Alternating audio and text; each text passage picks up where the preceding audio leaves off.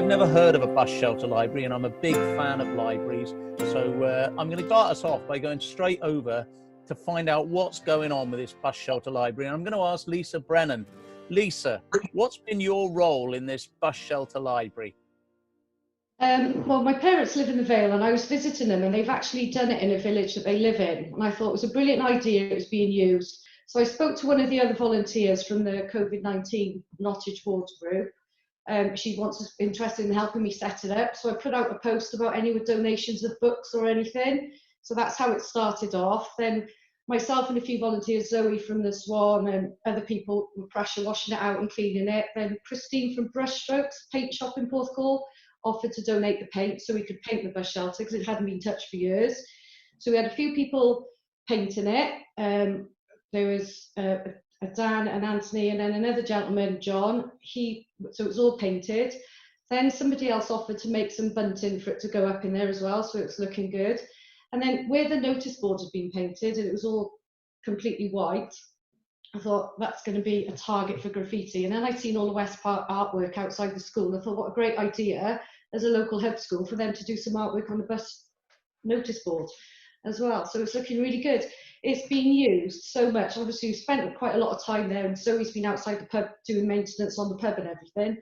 And I think there must be at least 50 people a day visiting it. On 50 their day. people a day? Yeah, easy. So there's people going using it daily exercise, going for a walk around the village, picking up books, bringing books back. Some people taking the children out for a little walk, picking up children's books, because one side of it's children's and the other side is adults. Cookery books, biography, a mixture anyway, but there's constantly a stream of people there. Wow, that is amazing. Yes, it's been really, really popular. So what I've asked everyone, anyone that donates, they just leave a carry bag, so I know then I can clean those books and put them away rather than just putting them away. And there's, I've left hand wash and everything there, and we've got signs up about social distancing and so on. But all I've had is positive feedback from it. Oh, brilliant. Well, let's go to West Park Primary School, who we've got here, and the school, we're actually going directly to the school, and we're going to go to Ellie and Lauren and a pupil from year 6 who must be thinking about transition, and that must be difficult going from year 6 to year 7 right now. But let's go to West Park Primary School now. I don't know who wants to start us off there, but one of them, I've got 3 of you in the room, and you'll be on the screen now. Let's start with the pupil from West Park Primary. When did you first hear about this bus shelter library, and how did you get involved? I first heard about it when I was at school, and there was this big white thing that the teachers were drawing on and drawing like a rainbow, and then a few people were helping them the day before I went there, draw it, and then the day that I was there, we did handprints on the side. I've heard about 50 people a day going there. How often have you been there? Have you been there since it's been running? No. What an honest answer. I like that. No. Well, good. And that might be for all sorts of reasons. But that's a very honest answer. Trust me, when you get into year 7, you'll be needing that bus shelter library as well. Yeah.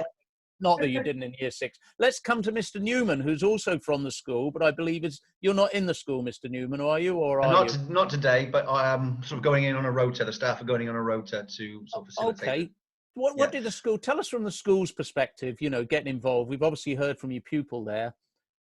Yeah, I think it's just a wonderful opportunity for the school to get involved in a project at this time. It's wonderful for our kids to be able to actually do something creative that's going to then impact on their community. And obviously the children who are living in the area around the school, the bus shelter library is actually, in there, it's a facility that they can make use of as well. So I'm sure lots of our children have been able to use that library and change their books, which obviously at the moment, for the majority of children, they're not able to access our books we have within our school. So it's a wonderful opportunity for them to actually continue their reading and sort of access new and a variety of texts that otherwise they might not have been able to get hold of. So, well done to the people for organising it. Fantastic. Yeah. Zoe, now you're in the Swan, are you?